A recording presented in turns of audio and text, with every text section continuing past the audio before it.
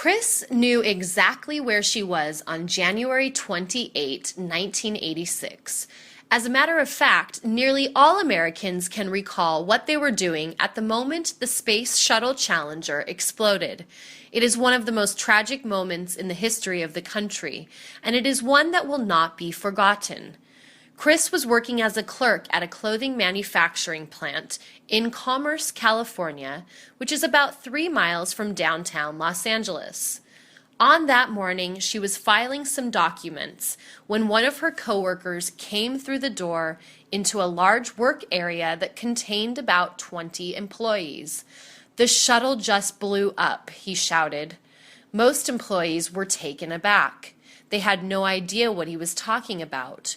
Once again, he blurted out, "The space shuttle just blew up in Florida."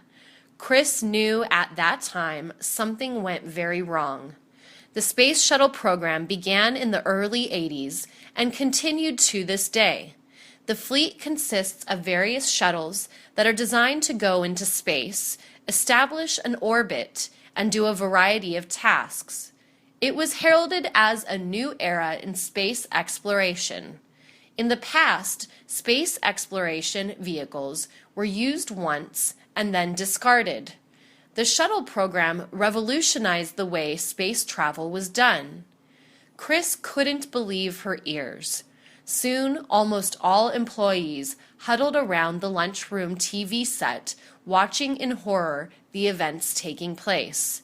It was a sad day for the United States, but it was also the beginning of a new era in space travel. The country rebounded from this disaster and restarted its program after a couple of years. There have been other accidents in the program, and most notably the Columbia, which disintegrated upon re-entry in February 2003. But the U.S. will not be deterred. Space travel is dangerous, but the spirit of the American people will not be contained.